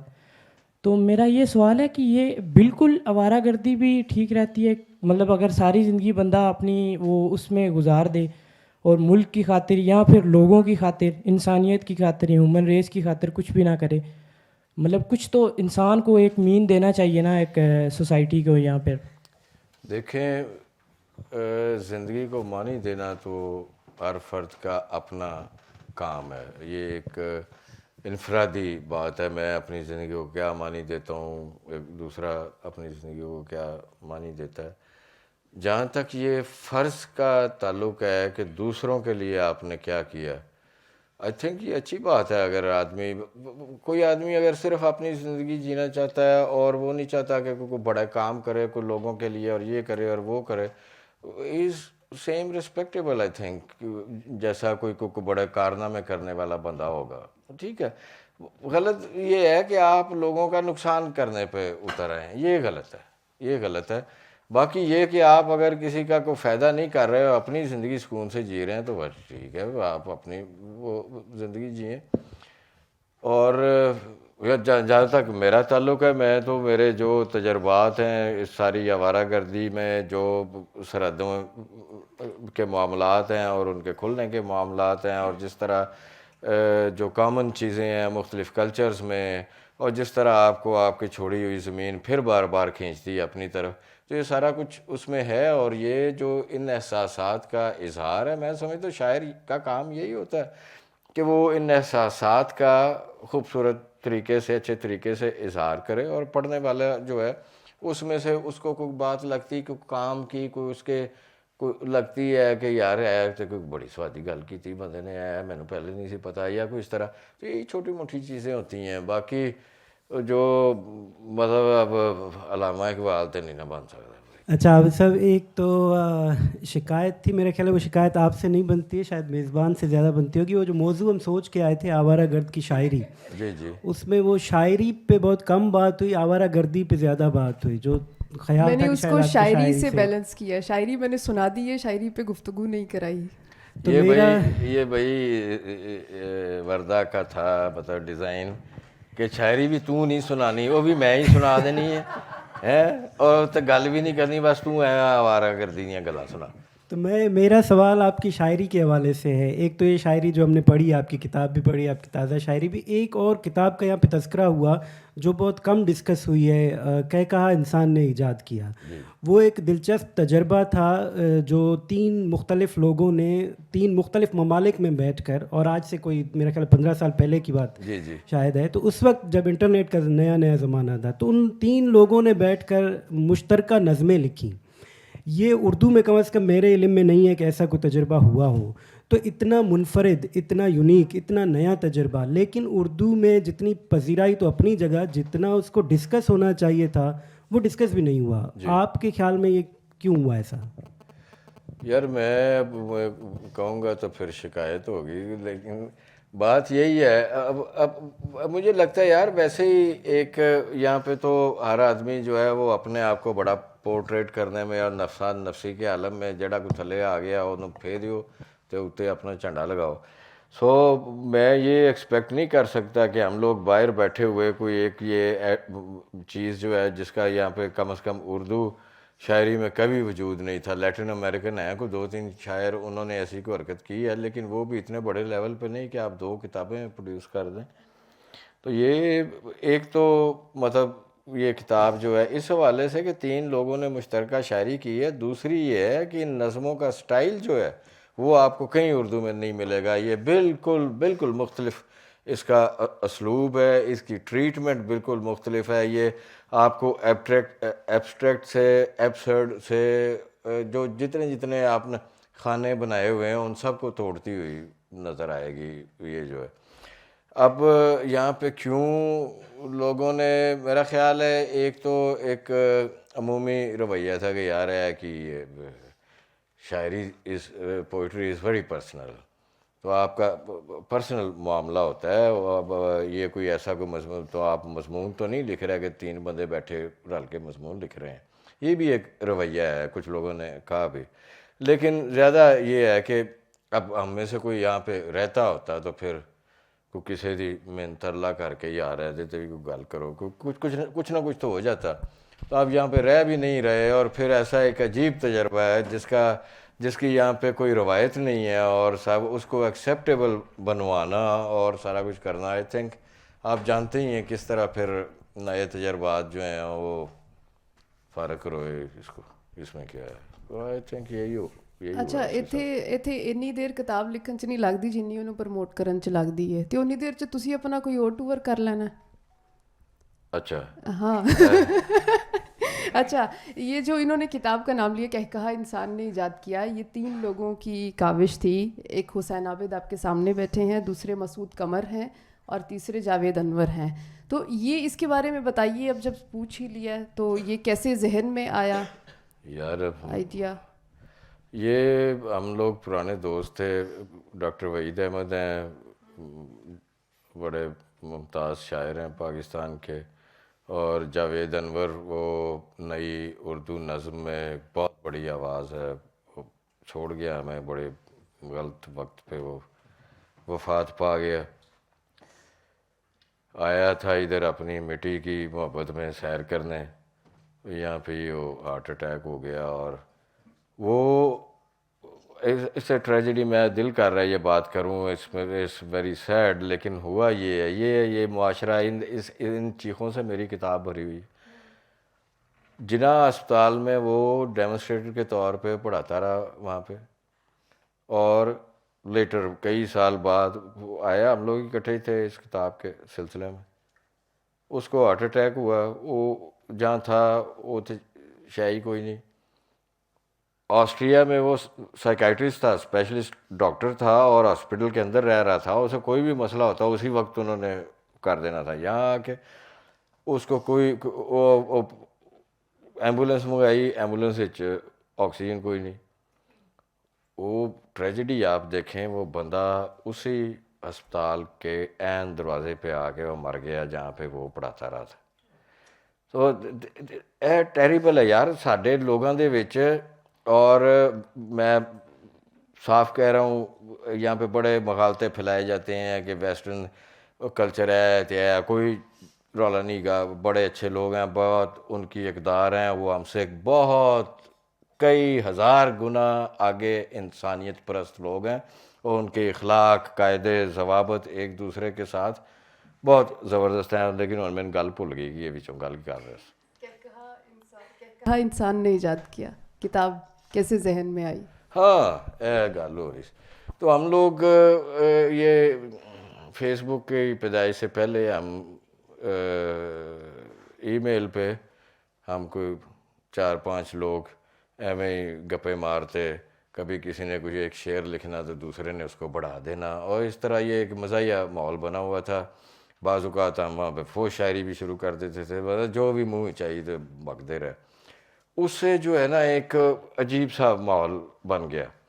اور بعد میں 2-3 تو کم ہو گئے اس میں سے, اور میں جاوید اور مسعود رہ گئے. اور اچانک ہی کوئی ایک نے, آئی تھنک وہ ہماری نظم تھی موٹی بارش کے بلبلے, تو اس کا پہلا مصرع جو میں نے کہا, اگلا مصرع مسعود نے کہہ دیا, وہ 1-2 کرتے جاوید نے کہہ دیا. اس طرح اچانک یہ اسپونٹینیسلی شروع ہو گیا, اور اس نے ہمیں اس طرح جکڑا بلیو کہ کتنے ہی مہینے جب ہم نے یہ پہلی کتاب لکھی ہے, میں کہیں اور ہوتا میں مصیبت پڑی ہوتی یار, چل پہنچ اسکائپ تے چلو بیٹھے ہو نہیں. تو اس طرح ایک دوسرے کے سامنے بیٹھے, کبھی ہو جاتی تھی نظم پھر مل جل کر, کبھی ناکام ہو جاتے تھے ہم. تو یہ اس کی سٹوری تھی. میں کوشش کر رہی تھی سوال بننے کا, لیکن وہ سمجھ نہیں آ رہی تھی. میں نے کہا تھوڑی بکواس کرنا شروع کروں گی تو شاید اب سوال اس میں سے نکل آئے گا. کافی جو آپ کی کہانی آپ نے سنائی ہے, بہت میں نے تو بہت دلچسپی سے سنی ہے, کیونکہ کچھ حد تک میں ریلیٹ بھی کر سکتی ہوں, کیونکہ کچھ مہینے پہلے میں بہت حادثاتی طور پہ آوارہ گرد بن چکی تھی. لیکن اس عمل میں جو چیز نہیں پتہ تھی کہ جب انسان اس طرح سے سفر کرتا ہے یا آوارہ گردی کرتا ہے تو بہت انسان کا اپنے آپ کے ساتھ رشتہ, لوگوں کے ساتھ, دنیا کے ساتھ سوچ سمجھ بہت تبدیل ہو جاتی ہے. تو ایک طرح سے مجھے تو یہ لگتا ہے کہ شاید میں 6 مہینے پہلے 5 مہینے پہلے پیدا ہوئی ہوں اور نئی طور پہ زندگی کو سمجھ رہی ہوں. اور ان چیزوں سے یہ ہے کہ تھوڑا ذہن میں آئی تھنک آپ کی کشمکشیں بھی بہت زیادہ آتی ہیں. جو آپ نے بات کی تھی نا کی فرق پیندا ہے والا ہیومر, وہ بہت زیادہ آ جاتا ہے. نائلزم جو میں نے ذاتی طور پہ محسوس کیا ہے وہ بہت زیادہ آتا ہے.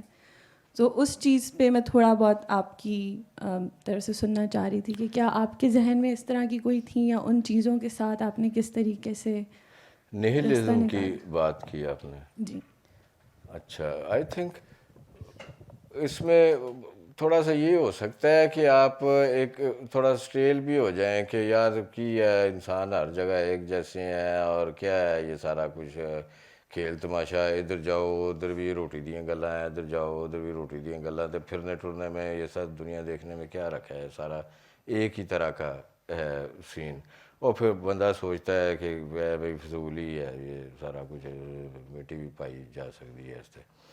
لیکن سمجھنے کی بات یہ ہے کہ چیزیں جو ہیں وہ اپنی عمومی اپنے جو ہے ایک عمومی رویے میں یا وہ ساری ایک جیسی لگتی ہیں, لیکن زندگی جو ہے وہ ڈیٹیل میں ہے, وہاں پہ فرق ہے. اور جب آپ کو عادت پڑ جاتی ہے پھرنے کی, آپ تو ایک درخت کے سامنے کھڑے ہو کر پاگل ہو جاتے ہیں, یار یہ پتہ کہو جہا تے اے پتہ کہو جہا. اور جو ڈائیورسٹی ہے پھر وہ آپ کو اٹریکٹ کرتی ہے, اور that gives meaning to your wanderings, کہ آپ کو چیزوں کو دیکھنے کا ایک نیا اینگل مل جاتا ہے. وہ کم از کم میرے ساتھ تو یہ ہوا ہے کہ جو پہلے کبھی کسی زمانے میں مطلب میں کہہ رہا تھا یہ ضیاء اللہ کہ it was a terrible period, ہم لوگوں کو اندر سے مار دیا تھا اس نے، اور بجھ گئی تھی، مطلب زندگی ختم ہو گئی تھی. ہم لوگوں نے تو نیہلسٹک جو کیٹاسٹروف ہے وہ ہم لوگوں نے اس کو ایکسپیرئنس کیا ہوا ہے. تو مطلب اتنی وہ تھی. اور اس کے بعد مجھے تو آوارہ گردی نے اس سے نجات دلائی ہے، مجھے اس نے پھر زندگی کے قریب لائی ہے. مختلف چیزیں، مناظر جو ہیں، پھر لوگ ہیں، پھر ان کی روایات ہیں. میں اس بار اٹلی میں تھا، ان کا کوئی وہ آ رہا تھا نیشنل ڈے، تو اس سے پہلے انہوں نے وہ ہر شہر میں مطلب میوزک اور رقص ہو رہا ہے، اور جسٹ فار می سٹ دیئر. اور وہ ان کا ایک رقص ہے ترنتولا، وہ مکڑی کا نام ہے، زہریلی مکڑی کا نام ہے ترنتولا. تو اس میں جو وہ رقص کرتے ہیں وہ ایک مکڑی ہے جو اپنے آپ کو اس کے اپنے جالا بن رہی ہے، پھر اسے رہا کر رہی ہے، پھر پاگل ہو رہی ہے اور سارا کچھ. تو آپ دیکھے حیران ہو جاتے ہیں، اس میں ساری زندگی کی جو کہانی ہے اس نے ایک رقص میں بیان کر دی. تو اس طرح کی جو بے شمار چیزیں ہیں جو آپ کو، جو اگر آپ کو لگتا ہے کہ ڈیڈ ہو گئے ہیں اندروں، کوئی نتھنگ انٹرسٹنگ، کوئی گل بات نہیں، وہ آپ کو پھر زندہ کر دیتے ہیں، زندگی میں لے آتے ہیں آپ کو. میں سمجھتا ہوں کہ آوارہ گردی میں جو ہے نا سب سے بڑی شے یہ ہے کہ آپ کتنے بھی وہ ڈاؤن ہو چکے ہوں اندر سے، یا ڈپریس ہو چکے ہوں، یا سب کچھ ہو چکا ہو، لیکن وہ آپ کو دیتی ہے. اور نیچر سے زیادہ تو خوبصورت جو ہے شے کوئی نہیں دنیا میں. چلو ہن تسی بھی سنا دیو پھر کچھ، میں کس سے کوئی نظم سنا دیو. ہن ہی شکوا کر رہے سو کہ انہیں مینوں سنا نہیں دیتا، تے ہن سناؤ کوئی نظم. آہو شاعر نو تسی بن کے تے آپ سنائی جاؤ، یہی گل ہوئی. یار میں تھوڑا سا رنگ اس کا چینج کروں، اتنی نظمیں آپ نے سنی ہیں. آپ اچھا یہ جو میں نے سنائی ہے یہ میری پسند ہے، اس کو یہ نہیں سمجھنا کہ شاعری ایسی ہے. شاعری میں اور بہت سارے آہنگ ہیں، بہت سارے رنگ ہیں. سناؤ ہن تسی. یار ہن میں نہیں چپ کرانا تانوں. اچھا یار میں 2-3 چیزیں سناتا ہوں یار، کافی لمبا ہو گیا پروگرام کو، لوگوں کو اور بھی کچھ دنیا میں کام کرنے ہوتے ہیں. یار ایک کافی آ گئی ہے آگے میرے، پہلے میں سنا دیں. پینگ چڑھے سکھ پیار کی، ٹہنی ہری بہار کی. پینگ چڑھے سکھ پیار کی، ندی کنارے اتری کونجیں، چٹھی آئی یار کی. پینگ چڑھے سکھ پیار کی، کھول گلابی جوبن کھول، مہک مچے دیدار کی. کھول گلابی جوبن کھول، مہک مچے دیدار کی. پینگ چڑھے سکھ پیار کی، اندر باہر جاتی سانسیں، چال چلیں جو نار کی. پینگ چڑھے سکھ پیار کی، باندھ میرے گھنگرو پیروں میں، لے جوڑیں اقرار کی. پینگ چڑھے سکھ پیار کی، کچی پکی اونچی نیچی، ہار جیت بیکار کی. پینگ چڑھے سکھ پیار کی. ایک غزل سناتا ہوں آپ کو. اپنے جادو کے زمانے ہی لٹا آتی ہے، اپنے جادو کے زمانے ہی لٹا آتی ہے، جب کہیں حسن پہ کھلنے کی فضا آتی ہے. اپنے جادو کے زمانے ہی لٹا آتی ہے، جب کہیں حسن پہ کھلنے کی فضا آتی ہے. کیوں ٹھہرتے نہیں پاؤں تیرے رستوں کے قریب، کن ستاروں سے تجھے دوست ہوا آتی ہے. کیوں ٹھہرتے نہیں پاؤں تیرے رستوں کے قریب، کن ستاروں سے تجھے دوست ہوا آتی ہے. سہمی رہتی ہے جو دن بھر کہیں میرے ڈر سے، نیند میں سیند لگا کر وہ بلا آتی ہے. سہمی رہتی ہے جو دن بھر کہیں میرے ڈر سے، نیند میں سیند لگا کر وہ بلا آتی ہے. عمر تھک جاتی ہے ایک حرف پہ دستک دیتے، بہت آئے کبھی آواز خدا آتی ہے. اور ریت جم جاتی ہے آنکھوں کے کناروں پہ حسین، اور گلیوں سے سمندر کی صدا آتی ہے. اچھا یار ایک آپ کو میں نظم سنا کے تو میں ختم کرتا ہوں یہ کام. باری بستہ. چھٹی کی گھنٹی بجتے ہی چپل میری نکر کی جیبوں میں ہوتی تھی. بستہ کندھے پر پھینکے تختی لہراتا بھاگ نکلتا تھا. پھر یہ گھوڑے شوڑے میرے آگے بچے ہوتے تھے. پر میرے بچے علم کی ڈگڈگی جاہل کے ہاتھ آ جائے تو بستے بھاری ہو جاتے ہیں. پر میرے بچے علم کی ڈگڈگی جاہل کے ہاتھ آ جائے تو بستے بھاری ہو جاتے ہیں. اتنے بھاری ہو جاتے ہیں چھٹی کی گھنٹی پہ گھٹنے بج اٹھتے ہیں.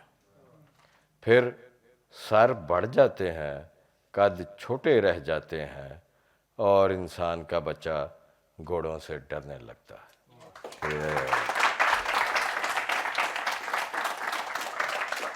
تھینک یو، بہت شکریہ.